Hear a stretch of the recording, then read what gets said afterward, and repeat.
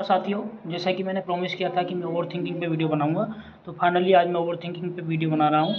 और सबसे पहले हम जानेंगे कि ओवर थिंकिंग है क्या, और ओवर थिंकिंग से के क्या सिम्टम होते हैं, और इसको कैसे ओवरकम कर सकते हैं या रिमूव कर सकते हैं, या फिर इसको बीट कैसे कर सकते हैं, तो इसके बारे में बात करेंगे। तो ओवर थिंकिंग ख़ास तौर से ज़्यादातर लोगों को ओवर थिंकिंग होती है। 95% लोगों को ओवर थिंकिंग होती है। ये एक सर्वे आया था जिसमें फॉरेन में एक सर्वे हुआ था, जहाँ पे ये चेक किया गया था कि कितने लोग ओवर थिंकिंग करते हैं। तो वहाँ पे 95% लोग बाग ऐसे पाए गए थे जिनको ओवर थिंकिंग की डिजीज़ थी। तो ओवर थिंकिंग क्या होता है? जैसे मान लीजिए कि आप एक एक्सपेक्ट करते हैं अपना आपसे खुद से कि जैसे आप यूपीएससी की प्रिपरेशन कर रहे हो, ठीक है, तो उसके आपके मन में जो है इसमें क्या रहता है, इमेजिनरी थॉट्स चल रहे हैं। मान लीजिए कि मेरा यूपीएससी में काश मेरा यूपीएससी में सिलेक्शन हो जाएगा तो मुझे इतनी समाज में प्रतिष्ठा मिलेगी, या फिर मेरी मतलब बिजनेस में एक बहुत बड़ा एंटरप्रेन्योर बन जाऊंगा, तो मेरी मतलब समाज में बहुत रेस्पेक्ट बढ़ जाएगी। तो ये सारी चीज़ें क्या होती हैं, ओवर थिंकिंग से रिलेटेड होती हैं।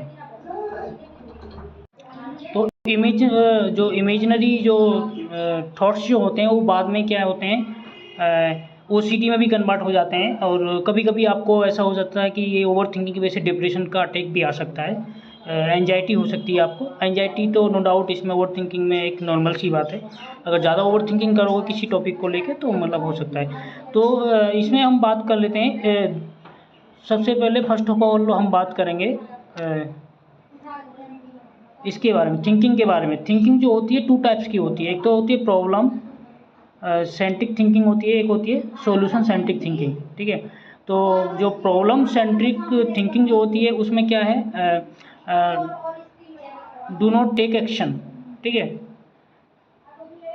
तो हम क्या करते हैं प्रॉब्लम सेंट्रिक थिंकिंग में, मतलब एक्शन नहीं लेते हैं, सिर्फ इमेजिनरी थॉट्स क्या सोचते रहते हैं। किसी टॉपिक के बारे में सोच लिए, काश ऐसा हो जाए, काश मैं एक बहुत बड़ा बिजनेसमैन बन जाऊँ, काश मैं एक आई बन जाऊँ, काश मैं आईपीएस बन जाऊँ, काश मैं एक बहुत बड़ा टीचर बन जाऊँ।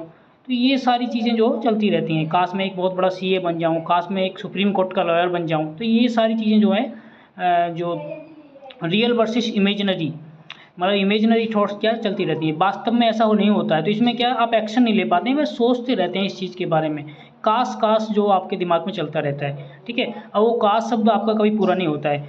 दूसरा क्या है, जो एंजाइटी इसमें होती है, आपको एंजाइटी होगी, एंजाइटी से आपको घबराहट हो सकती है, ठीक है। आपका स्लीप डिसऑर्डर हो सकता है आपको, ठीक है। फ्रस्ट्रेशन होगी, मतलब परेशानी होगी एक तरह से। निगेटिव प्रोडक्शन करोगे आप किसी चीज़ और टॉपिक को लेके, काश मेरी उससे लड़ाई के बारे में, जैसे मान लीजिए कि मैंने जबकि आप प्रॉपर रिप्लाई भी कर दोगे तब भी आपके दिमाग में वही रहेगा कि मैंने रिप्लाई कम किया, काश मुझे और बोलना चाहिए था, उसकी हिम्मत कैसे हुई ऐसी ये सब बोलने की। तो ये सब सारी बातें हम नेगेटिव प्रिडिक्ट करते हैं। किसी रिजल्ट के बारे में नेगेटिव प्रिडिक्ट करते हैं कि काश ऐसा हो जाता तो मैं ये बन जाता।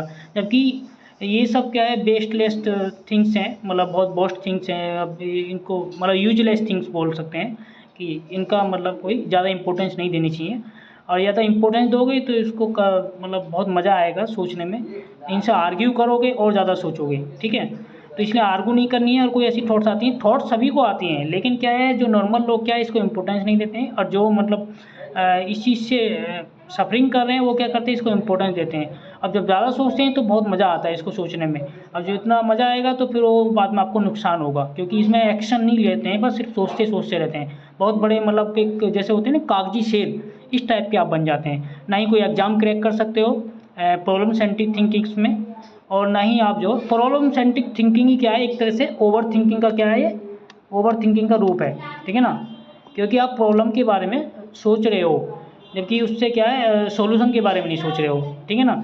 ठीक है, जो हुई अब उसमें 4 साल बाद मान लीजिए किसी का मान लीजिए कि हस्बैंड वाइफ में झगड़ा हो गया, बाद में उनको कोई बात रिकॉल हो गई कि उन्होंने ऐसा बोला था मेरे बारे में, उनकी मतलब ऐसे कैसे बोल सकते हैं, मैं उनसे उस टॉपिक के बारे में बाद में बात करेंगे। तो वो सब क्या रहता है आपकी साइकोलॉजी में सेव रहता है, फिर उसके बाद में ये रिकॉल हो जाता है। मतलब अगर आप याद करोगे तो रिकॉल हो जाता है। सबसे पहली बात है कि अगर ऐसी थॉट्स आ भी जाए तो उसको थोड़ा आप जो थेरेपी है मैंने बताया भी था, ओसीडी में भी काम करती हैं, एक्सेप्टेंस कमिटमेंट थेरेपी, या फिर आप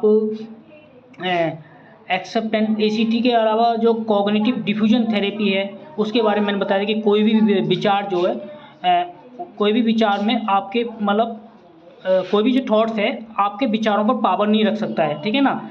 वो कृपया करके उस थॉट को जाने दें। तो आप अपने मन को समझाएं कि ऐसी ओवर थिंकिंग मैं पहले भी कर चुका हूँ और ये थिंकिंग बाद में भी आएंगी नेगेटिव थॉट जो है, और इसका जो मतलब कोई सॉल्यूशन नहीं है। तो इसका क्या है,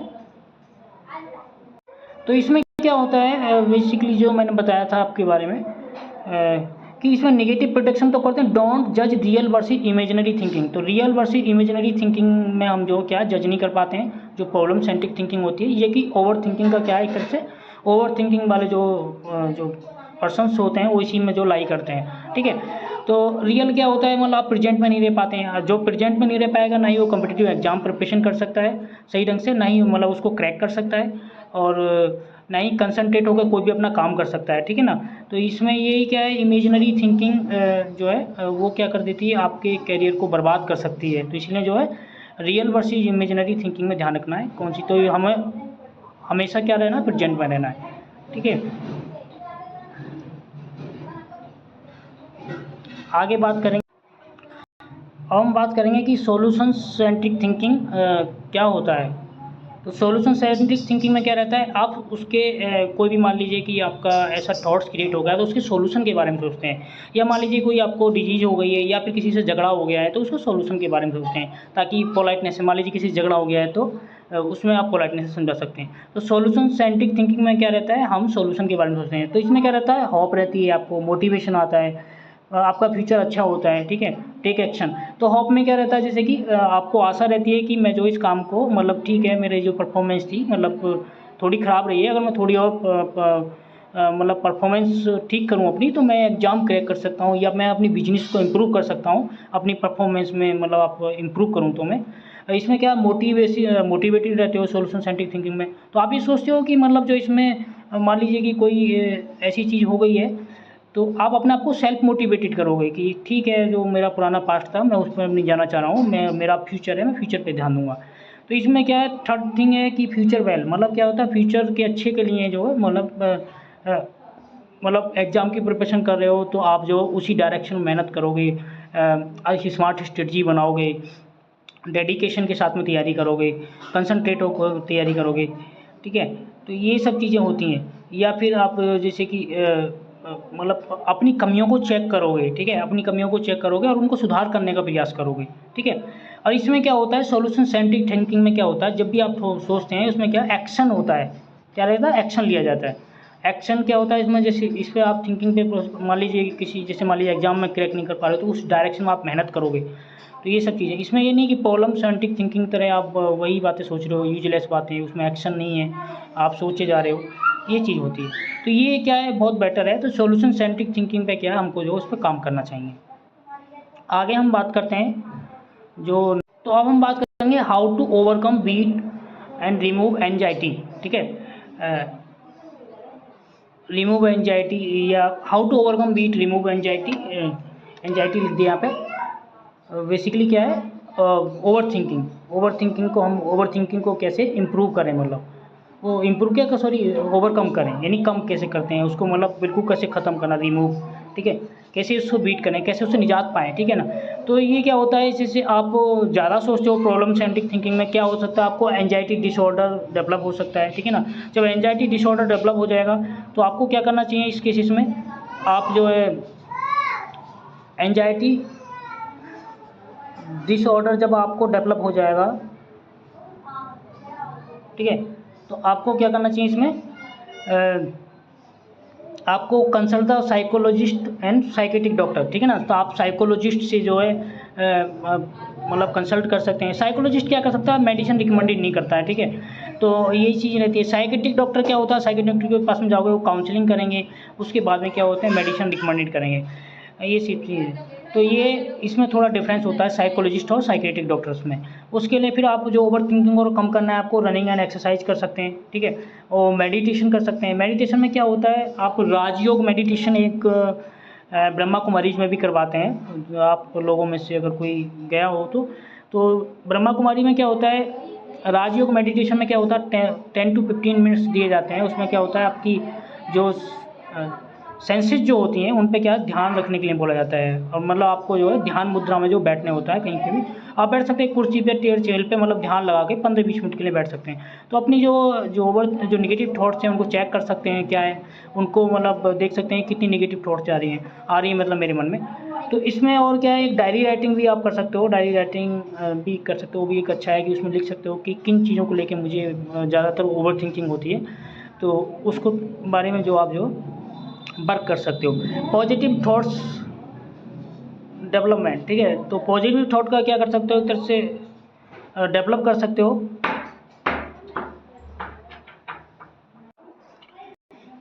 तो पॉजिटिव थॉट डेवलपमेंट के बारे में मैंने बताया था कि पॉजिटिव थॉट डेवलपमेंट जो है, इसको हम क्या मतलब इसका विकास कर सकते हैं अपने अंदर, ठीक है, ये सब चीज़ें। तो ये कुछ चीज़ें थी जिससे हम जो ओवरकम कर सकते हैं, और भी कुछ चीज़ें हैं उसके बारे में भी बात करते हैं। और तो हम बात करेंगे कि मोटिवेशन के लिए आप जो क्या क्या कर सकते हैं ताकि जो ये ओवर थिंकिंग नहीं आए। तो ओवर थिंकिंग नहीं आए तो इसके लिए आप जो मोटिवेशन बुक पढ़ सकते हैं,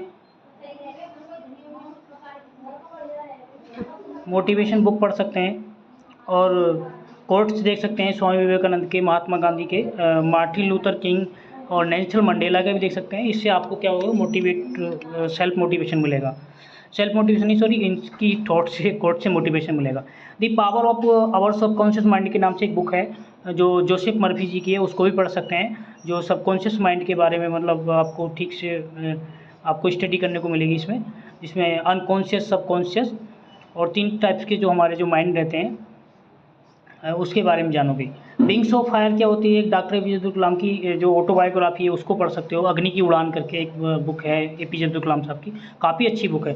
the story of my experience with truth, Mahatma Gandhi, जो महात्मा गांधी की ऑटोबायोग्राफी है उसको भी पढ़ सकते हो। स्वामी विवेकानंद, नेल्सन मंडेला, जो बुद्ध के कोट्स पढ़ सकते हो। इससे आपको काफ़ी हेल्प मिलेगी। और ओवर थिंकिंग को और रिमूव करने के लिए आप ये कर सकते हो कि अपने आप को बिजी रखिए। और दूसरी बात है, एक चीज़ और मैं आपको गाइड करना चाहूँगा इसके बारे में, ओवर थिंकिंग के बारे में। एक तो बिजी तो रखना ही रखना है अपने आप को, और अपने आप से ज़्यादा एक्सपेक्टेशन नहीं रखनी है। कभी आप दूसरे को देख के अपने आप से ज़्यादा एक्सपेक्टेशन कर रहे हो, हर किसी के जो है उसके लिए सर्कमस्टांसिस अलग हैं, उससे आप अपना कंपैरिजन नहीं कर सकते हैं। कुछ बच्चे क्या होते हैं, जैसे मान लीजिए कोई बिजनेस 2 साल में एंटरप्रेन्योर बहुत अच्छे सक्सेसफुल एंटरप्रेन्योर बन जाते हैं। मान लीजिए किसी के पेरेंट्स अगर इससे हैं तो 2 साल में बन जाएंगे, कोई ज़्यादा बड़ी बात नहीं। अंबानी का बेटा है, वो 1 साल में एंटरप्रेन्योर या 6 महीने में बन सकता है, वो तो कोई ज़्यादा बड़ी बात नहीं है उसके लिए बनना, क्योंकि उसको पहले से क्या है, एक बैकग्राउंड मिला हुआ है। तो इसीलिए जो अब अंबानी के बच्चे से कोई नॉर्मल मिडिल क्लास घरों का बच्चा जो अगर उससे कंपैरिजन करे तो ये तो गलत ही बात है ना। और दूसरी चीज़ है कि कंपैरिजन नहीं कर सकते, उस डायरेक्शन में आप मेहनत कर सकते हो, उनसे भी बड़ा बन सकते हो, मेरा ऐसा कहना है मतलब इसमें। तीसरी चीज़ है कि आप जो है इसमें, जैसे मान लीजिए कुछ यूपीएससी की प्रिपरेशन करते हैं, तो यूपीएससी में क्या होता है, कुछ लोगों का फर्स्ट अटेम्प्ट में हो जाता है, तो उसके पीछे कुछ ना कुछ बैकग्राउंड रहता है। जैसे कि मान लीजिए उनके पेरेंट्स इसमें सिविल सर्वेंट होते हैं, या फिर उनका ब्रदर्स या रिलेटिव्स कुछ होते हैं, तो उनको गाइडेंस अच्छा मिल जाता है, या फिर वो पहले से ही पढ़ने में बहुत अच्छे हैं, मान लीजिए कि तो ये सब चीज़ें होती हैं फर्स्ट अटेम्प्ट में क्लियर करने के लिए। मतलब उनको कुछ बच्चे क्या होते हैं, तो उनसे आप कंपेयर करना ठीक नहीं है। अब मान लीजिए कि आप अभी आपको उस लेवल तक पहुंचने के लिए थोड़ा टाइम लग सकता है आपको पढ़ने के लिए, उनसे भी बड़ा बन सकते हो, मैं ये नहीं कह रहा हूँ, लेकिन वही है कि उस लेवल तक पहुंचने में थोड़ा टाइम लगता है। तो यही मैं इसमें बोलना चाह रहा था, और ज़्यादा अपने आप से एक्सपेक्टेशन नहीं रखनी है, और इसी चीज़ पे ध्यान रखना है। Thank you, thanks for watch my video, और चैनल को लाइक, शेयर एंड सब्सक्राइब करें।